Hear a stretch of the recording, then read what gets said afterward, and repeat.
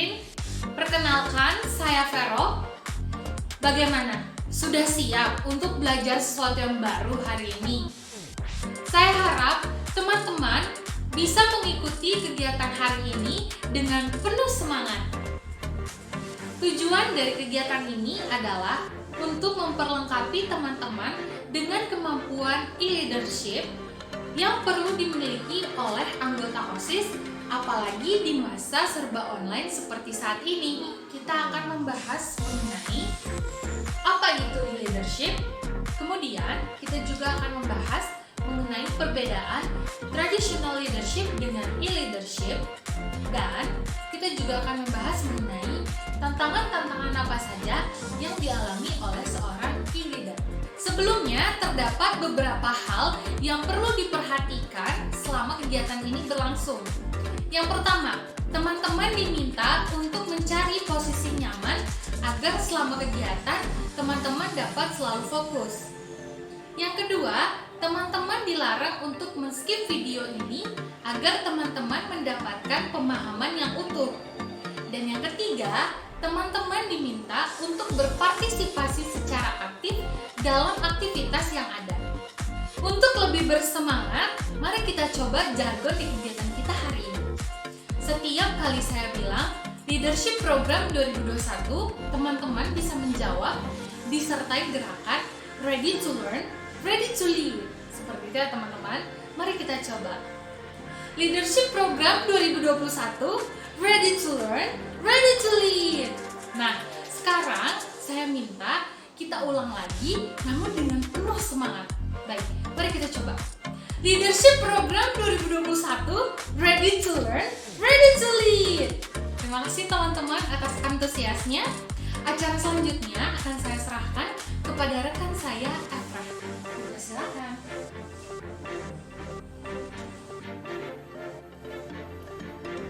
Baik teman-teman, perkenalkan nama saya Efrah Sinaga. Kita akan masuki kegiatan selanjutnya. Teman-teman, sebelum kita masuk ke dalam materi, teman-teman diminta untuk mengisi G-Form ini terlebih dahulu. Teman-teman diberikan waktu 5 menit untuk mengisi G-Form ini. Silakan teman-teman untuk mem-pause video ini dulu ya. Apakah sudah mengisi G-Form-nya? Jika sudah, baik, tidak berlama-lama lagi karena teman-teman terlihat sudah tidak sabar untuk mendiskusikan materi ini secara bersama-sama. Baik, saya akan serahkan materi pertama yang akan dijelaskan oleh rekan saya, Lolita.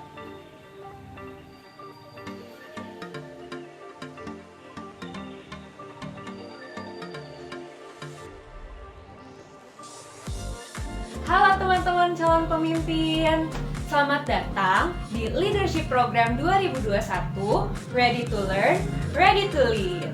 Perkenalkan, nama saya Lolita, sebagai trainer pertama. Nah, sebelum kita mulai pada materi kita pada pagi hari ini, saya ingin mengingatkan teman-teman semuanya untuk jangan lupa ya menyiapkan catatannya agar teman-teman dapat mencatat hal-hal yang penting yang akan saya dan rekan-rekan saya sampaikan pada pagi hari ini. Selain itu, pastikan juga teman-teman duduk dalam posisi yang nyaman ya. Seperti yang sudah teman-teman ketahui dari tema training kali ini.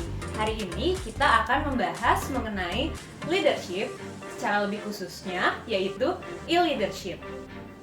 Nah, sebelum itu saya ingin mengajak teman-teman semuanya untuk memahami terlebih dahulu apa yang dikatakan sebagai leadership. Mungkin bagi beberapa teman-teman sudah cukup familiar ya dengan istilah leadership. Nah, leadership merupakan interaksi antara pemimpin dan pengikutnya atau anggotanya, di mana pemimpin tersebut membimbing dan mengawasi para anggotanya dalam melakukan suatu tugas atau pekerjaan. Nah, leadership ini dapat membantu suatu organisasi untuk dapat mencapai apa yang menjadi tujuannya.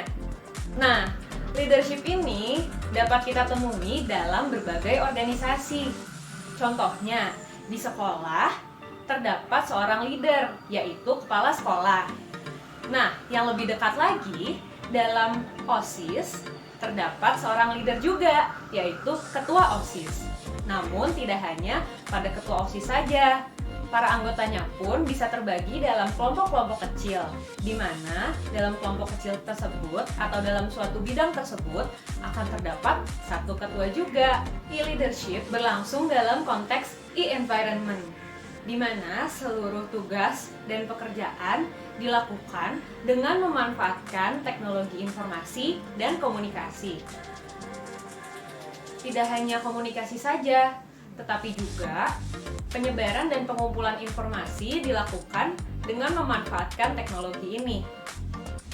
Nah, bagi para e-leaders atau para pemimpin, mereka memanfaatkan teknologi tersebut untuk dapat berkomunikasi serta meningkatkan tugas atau pekerjaan mereka bersama dengan anggota mereka. Lalu, apa yang menjadi alasan kita untuk perlu memahami konsep dari e-leadership ini? Terdapat 3 alasan. Yang pertama, karena perkembangan komunikasi berjalan dengan begitu cepat.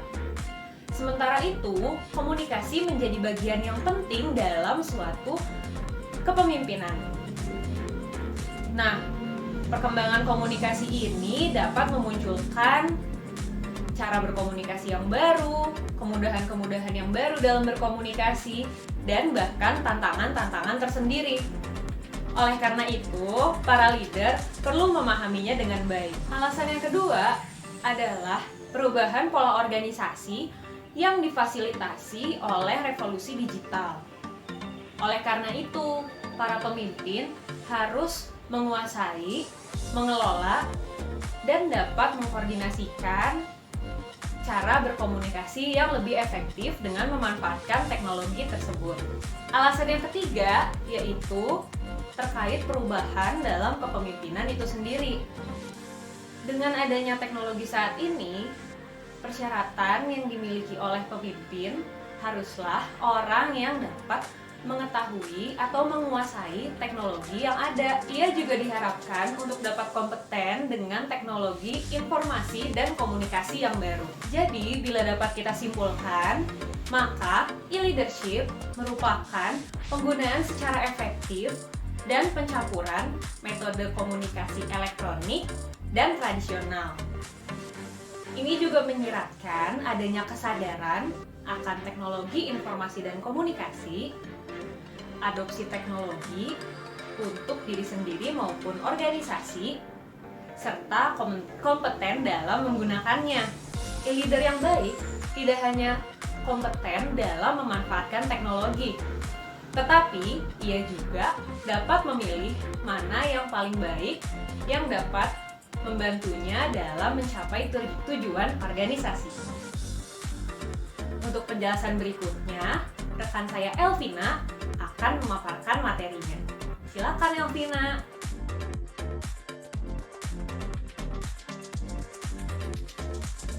Baik, terima kasih Lolita. Halo semuanya, perkenalkan saya Elvina sebagai trainer keempat. Nah teman-teman, sebelumnya udah dijelasin kan apa itu leadership dan apa itu traditional leadership. Pada kesempatan kali ini saya akan menjelaskan mengenai perbedaan e-leadership dan traditional leadership. Nah, yang pertama itu ada tipe komunikasi. Dalam traditional leadership, komunikasi tatap muka terjadi di antara pemimpin dan pengikutnya. Nah, atau yang biasa disebut sebagai pertemuan secara non-virtual.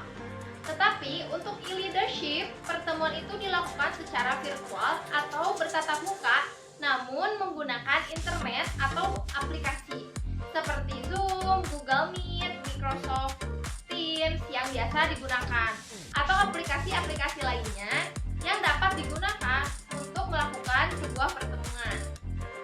Nah, untuk perbedaan yang kedua terletak pada anggotanya. Dalam traditional leadership, pemimpin dan pengikutnya disebut sebagai anggota utama. Namun pada e-leadership, pemimpin dan pengikutnya disebut sebagai pemimpin virtual dan pengikut virtual. Nah, perbedaan yang ketiga yaitu terletak pada kualitas. Sebenarnya kualitas di antara e-leadership dan traditional leadership itu sama. Namun perbedaannya terletak pada e-leadership harus mampu dapat memiliki pengetahuan mengenai teknologi informasi dan komunikasi atau yang disebut TIK, karena memerlukan internet dan beberapa aplikasi-aplikasi yang dapat menunjang pertemuan antara pemimpin dan pengikutnya yang biasanya tidak diperlukan dalam traditional leadership. Nah, kemudian perbedaan yang keempat yaitu terletak pada tempat yang dibutuhkan. Biasanya dalam traditional leadership, kepemimpinan dilakukan dalam sebuah kantor atau ruangan atau gedung untuk melakukan kepemimpinan, pelatihan kepemimpinan. Namun dalam e-leadership tidak diperlukan gedung ataupun pertemuan secara langsung. Maka dari itu mereka dapat melakukan secara virtual maupun dari negara jauh ataupun jarak yang dekat sampai jarak yang jauh pun mereka dapat melakukan. Nah, perbedaan yang kelima terletak pada ketersediaan anggota. Dalam traditional leadership, biasanya anggota hanya tersedia dalam waktu jam kerja saja. Namun pada e-leadership, anggota dapat bekerja bahkan di luar jam kerja mereka. 24 jam sehari dan 7 hari dalam seminggu loh teman-teman. Nah, untuk selanjutnya saya akan menjelaskan dan menceritakan mengenai salah satu tokoh yang bernama Sam Ward yang melakukan sebuah case study untuk dapat memperoleh definisi operasional dari 6 faktor atau e-competence yang luas dari e-leadership. Nah, dalam penelitian ini, Sam Ward menggunakan e-teaching sebagai contoh dari penerapan e-leadership sendiri. E-teaching ini sama halnya dengan e-leadership, merupakan proses sosial yang menggunakan mediasi teknologi informasi dan komunikasi untuk dapat menghasilkan atau merubah sikap, perasaan, perilaku maupun sifat dari seseorang. Nah, dalam penjelasan tadi dapat diartikan bahwa seorang instruktur itu sangat amat berfungsi untuk memimpin siswa dalam menggunakan kepemimpinan dan pengaruhnya yang efektif dan juga tepat. Ada beberapa alasan mengapa teknologi informasi dan komunikasi ini digunakan oleh instruktur yang berfungsi sebagai e-leadership. Yang pertama, karena opsi tatap muka atau gabungan maupun online tidak hanya ada, namun dapat dibandingkan secara relatif mudah. Alasan kedua, yaitu karena adanya kesadaran yang besar mengenai praktek dalam peningkatan kinerja e-teaching itu sendiri. Yang terakhir, yang ketiga, yaitu e-leadership dapat mencakup 3 hubungan. Yang pertama, leader dapat diartikan sebagai guru dan siswa bekerja secara individual. Kemudian hubungan yang kedua yaitu tim. Instruksi membentuk sebuah kelompok pembelajaran yang baik. Kemudian yang ketiga adalah kolektif, di mana instruksi dapat menginformasikan, memfasilitasi kelompok pembelajaran secara keseluruhan. Nah, sebelum lanjut ke materi selanjutnya, yuk kita istirahat terlebih dahulu. Teman-teman boleh melakukan stretching ataupun minum. Sebelum itu, saya juga memiliki tips untuk teman-teman agar matanya tidak cepat lelah menatap gadget. Teman-teman dapat mengarahkan pandangan ke tanaman yang berwarna hijau ataupun juga ke benda-benda yang berwarna biru atau hijau.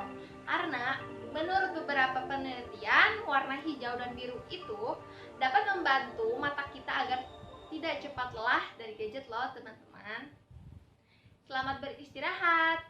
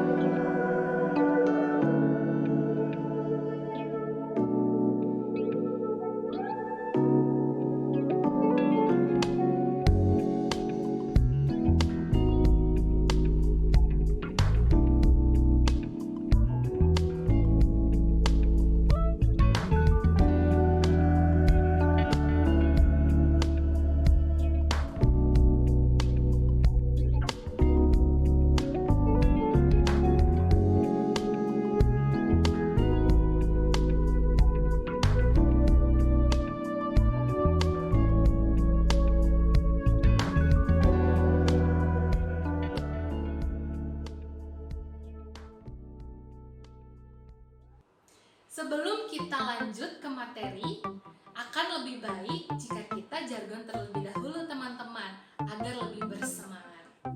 Masih ingat kan bagaimana jargonnya?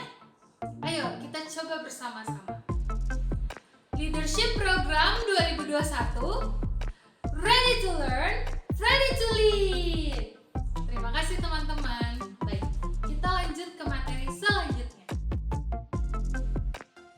Dalam penggunaan leadership, terdapat tantangan-tantangan yang akan dihadapi. Tantangan apa saja itu? Mari kita bahas satu persatu. Terdapat 8 tantangan yang muncul dan harus dihadapi oleh e-leadership. Tantangan yang pertama adalah membangun budaya virtual yang kolaboratif. Tantangan yang kedua, membangun iklim sosial melalui TIK atau Teknologi Informasi dan Komunikasi. Tantangan yang ketiga, berkomunikasi melalui media elektronik secara efektif. Tantangan yang keempat, membangun kepercayaan dalam komunikasi virtual. Tantangan yang kelima, mengembangkan kehadiran elektronik yang baik. Tantangan yang keenam, menginspirasi orang dari jarak jauh. Tantangan yang ketujuh, memantau anggota virtual. Dan tantangan yang kedelapan adalah mengembangkan kompetensi teknis. Saya akan menjelaskan tantangan 1-4, sisanya akan dijelaskan oleh rekan saya Efra. Tantangan yang pertama adalah dalam membangun budaya virtual yang kolaboratif. Hal ini dapat terjadi karena setiap komunikasi terjadi lewat internet. Maka tugas pemimpin adalah mendorong dan mengarahkan anggotanya dari jarak jauh. Dan yang menjadi tantangannya adalah pemimpin harus dapat berkoordinasi dengan para anggotanya agar dapat mencapai tujuan bersama. Contohnya, saat OSIS mengadakan kegiatan webinar, maka tantangan dari ketua pelaksana adalah mendorong setiap anggota divisi untuk saling berkoordinasi satu sama lain agar kegiatan dapat berjalan dengan lancar. Tantangan yang kedua adalah dalam membangun iklim sosial melalui TIK. Hal ini menjadi tantangan bagi seorang pemimpin dalam membangun iklim sosial melalui TIK, sehingga para anggotanya dapat saling berkoordinasi satu sama lain dengan bekerja sama dan bekerja lebih bertanggung jawab secara sosial dan mengingat orang lain. Contohnya, dalam OSIS kepengurusan yang baru terbentuk, para anggota umumnya belum saling mengenal satu sama lain dan belum mengenal secara langsung. Hal ini menjadi sulit untuk membangun suasana agar lebih akrab saat online. Tantangan yang ketiga adalah berkomunikasi secara efektif melalui media elektronik. Hal ini menjadi tantangan bagi pemimpin karena berkomunikasi secara efektif membutuhkan pengetahuan di bidang TIK pada kedua belah pihak. Baik pemimpin maupun anggota harus tahu bagaimana cara menggunakan media elektronik untuk berkomunikasi. Contohnya, saat rapat, anggota OSIS dapat menggunakan berbagai platform seperti Zoom, Google Meet, Skype, dan lain-lain. Namun, yang menjadi tantangannya, baik ketua maupun anggota perlu sama-sama mengetahui cara penggunaan dari platform tersebut dan fitur yang tersedia. Tantangan yang keempat adalah membangun kepercayaan melalui komunikasi virtual.